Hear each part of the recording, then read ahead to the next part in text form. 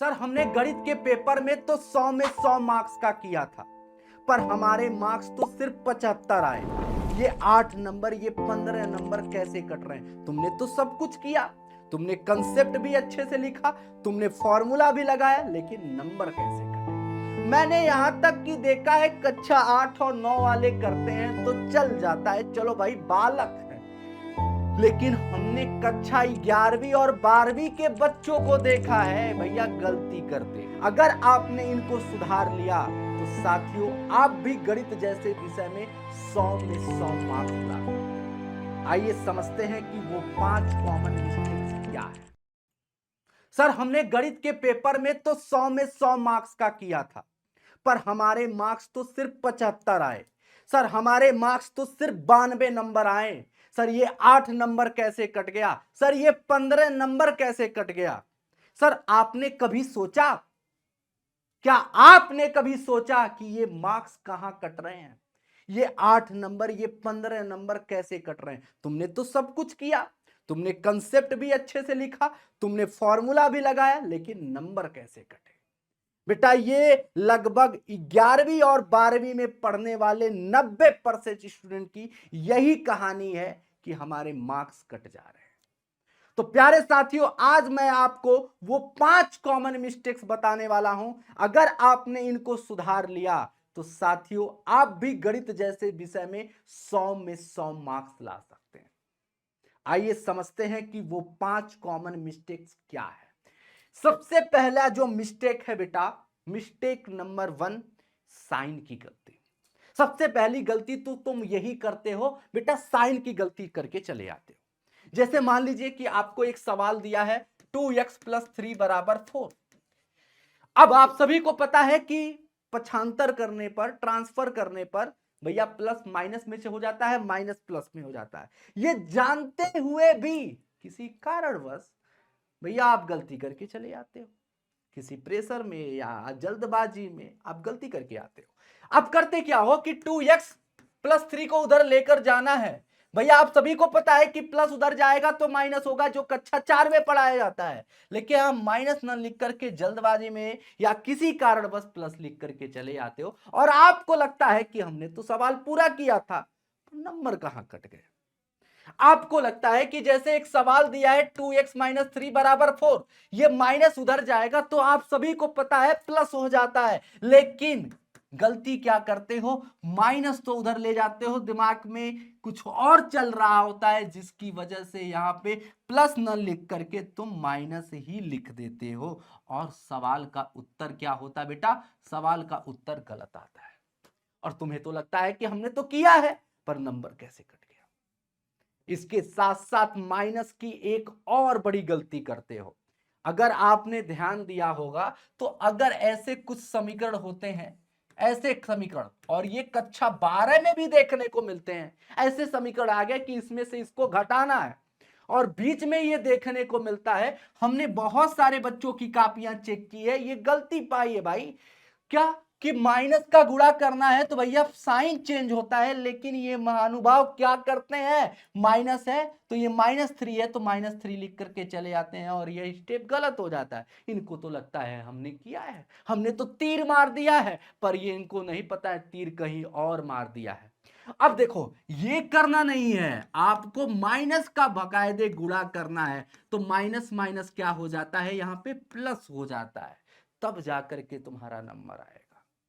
तो ये दो आपकी साइन की गलतियां होती हैं जो अक्सर बच्चे यहां पे करते हैं। तो आपको सबसे पहले साइन को सही करना है। इसके लिए आपको क्या करना पड़ेगा, जैसे आपने सवाल कर लिया, सवाल को एक बार और चेक करें, रीचेक करें, क्या स्टेप्स में कहीं गलती तो नहीं।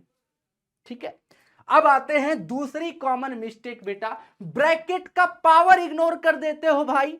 हमने बहुत सारे बच्चों में पाया कि जैसे मान लो लिखा है कि 2x + 3 का होल स्क्वायर, ये भैया क्या पता क्या इनके दिमाग में चल रहा होता है, ये डायरेक्ट लिखते क्या है, 2x का होल स्क्वायर और +3 का होल स्क्वायर।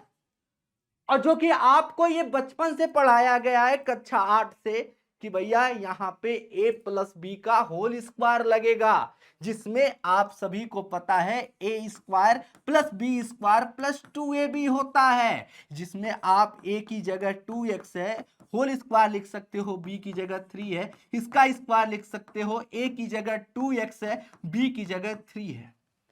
इसके बाद सॉल्व करोगे तब ना आएगा उत्तर, और आप कहते हो कि हमने तो किया था। तो ये दूसरी मिस्टेक होती है। आपको सबसे पहले ब्रैकेट सॉल्व करना है, ब्रैकेट को देखना है, सारे फॉर्मूले को अप्लाई करना है। तो ये आपकी दूसरी गलती है जो आपको सुधारना है। तीसरी कॉमन मिस्टेक पाई जाती है यूनिट भूल जाना। बेटा बहुत बड़ी गलती, मैंने यहां तक कि देखा है कक्षा 8 और 9 वाले करते हैं तो चल जाता है, चलो भाई बालक है, लेकिन हमने कक्षा 11वीं और 12वीं के बच्चों को देखा है भैया गलती करते हुए। जैसे मान लीजिए फिजिक्स हो गया, चाहे फिजिक्स का न्यूमेरिकल हो गया, चाहे गणित ही ले लो बेटा, गणित ही ले लो। जैसे मान लिया स्पीड इज इक्वल टू, आप सभी को पता है डिस्टेंस अपॉन टाइम होता है। स्पीड की यूनिट यहाँ पे डिस्टेंस अपॉन टाइम, डिस्टेंस की यूनिट मीटर और टाइम की यूनिट सेकेंड होती है, तो मीटर पर सेकेंड होती है, आप सभी को पता है। जिसको नहीं पता है वो जान लो। जैसे मान लीजिए अगर सवाल आया कि कोई दूरी है भैया 200 मीटर, ठीक है, टाइम लग रहा है 10 सेकेंड, भैया इसको अगर सॉल्व करना है तो आप क्या करते हो बेटा, ऐसे सॉल्व कर देते हो, उत्तर तो तुम्हारा 20 आ गया, अब बस लिख करके काला टाइट करके चले आते हो। लेकिन तुम्हें नहीं पता है गलती करके चले आए हो भाई, है ना। काला टाइट मत करो, गलती करके आए हो, यूनिट नहीं लगाए हो। और ये यूनिट न लगाने का मतलब ये होता है कि पूरा सवाल गलत। इससे ये पता चलता है एग्जामिनर को, ये लगता है कि इस बच्चे का पूरा कंसेप्ट क्लियर नहीं है भाई, वो कहीं से चीटिंग किया होगा, ऐसा भी तो हो सकता है। तो सबसे पहले आपको भैया कोई भी आंसर आ रहा है तो आपको पहले यूनिट लगाना है, उसके पीछे जस्ट यूनिट लगा दीजिए अगर कोई सवाल इस तरीके का है। और साथ में एक काम और करें, ये मैं आपको अलग से एक एक्स्ट्रा एडवाइस दे रहा हूं कि अगर आपका उत्तर आता है तो भैया उससे बढ़िया सा एक ब्रैकेट में लिखिए, ई का बन गया तीर, है ना, तो आपको बढ़िया ब्रैकेट में लिखना है 20 मीटर पर सेकेंड। इससे एग्जामिनर का डायरेक्ट जो फोकस जाएगा आपके उत्तर के ऊपर जाएगा और उसे लगेगा कि हाँ ये भाई ठीक ठाक लड़का है। तो ये आपकी तीसरी सबसे बड़ी मिस्टेक होती है भैया, यूनिट का भूल जाना। तो यूनिट जरूर देखें और फिर से दोबारा चेक करके लगाएं भैया कि यूनिट हमने लगाया है या नहीं लगाया है। चौथी कॉमन मिस्टेक क्या है बेटा, रट्टा विदाउट समझ। हम रट्टा मारते चले जाते हैं बिना समझ के, बिना अंडरस्टैंडिंग के। जैसे आपको लगता क्या है कि हमने रट्टा मार लिया और सारी चीजें, हमने देखा है कि बहुत सारे ऐसे बालक हैं कक्षा 11वीं 9वीं 10वीं की बात छोड़ो, 11वीं और 12वीं के ऐसे बहुत सारे बालक, ऐसे महानुभाव हैं जो भैया गणित के क्वेश्चन के सलूशन रट के जाते हैं। भैया गणित के सलूशन नहीं रटा जाता है, गणित के फॉर्मूले रटे जाते हैं, पर तुम तो सलूशन रट के जाते हो।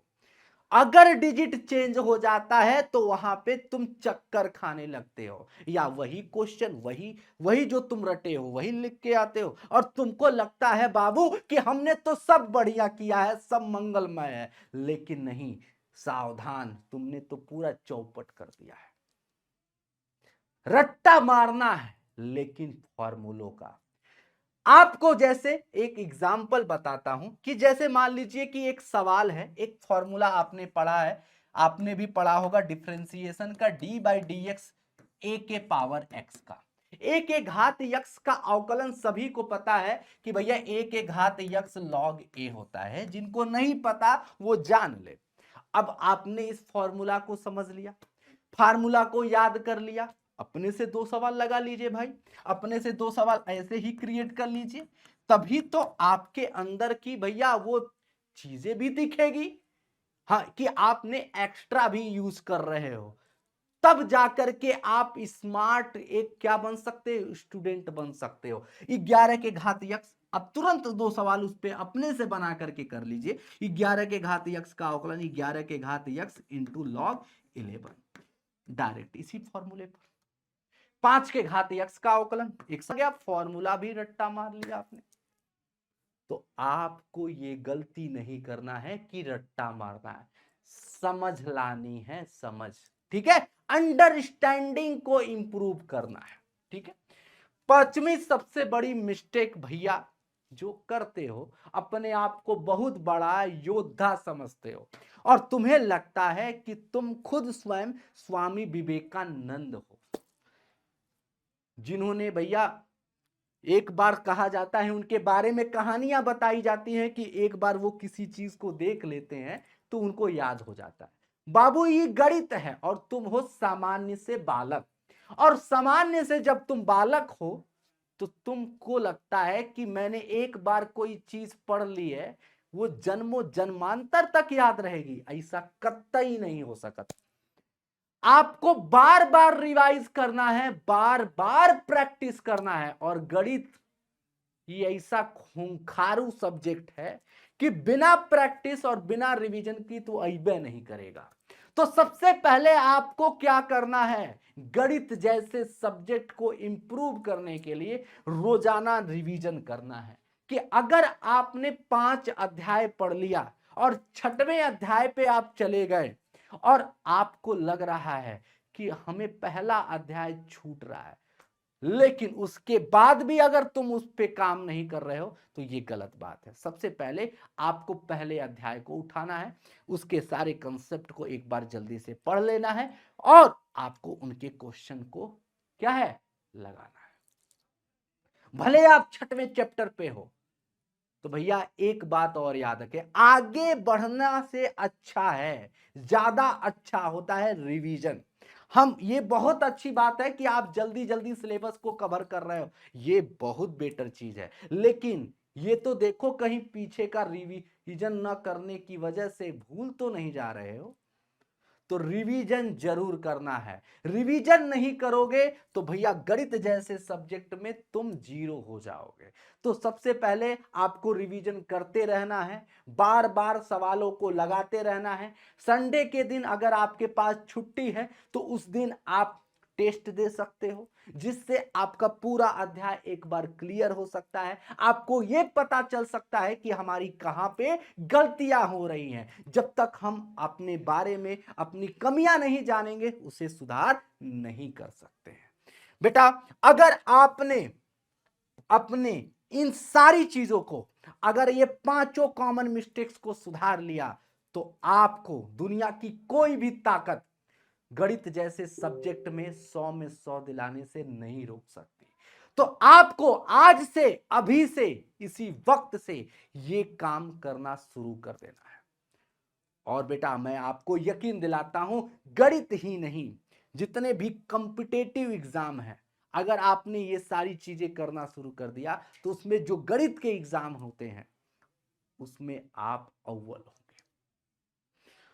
और साथ में अगर आपको लगता है कि किसी चीज की जरूरत है, प्रैक्टिस सीट की, आपको लगता है कि टीचर्स की जरूरत है, तो आपको विद्याकुल यहां पे प्रोवाइड कर रहा है बेटा क्या, क्लास 9 से लेकर के 12वीं तक के एकदम मस्त फैकल्टी जो आपको पढ़ाने वाले हैं 0 से लेकर के इंफिनिटी तक।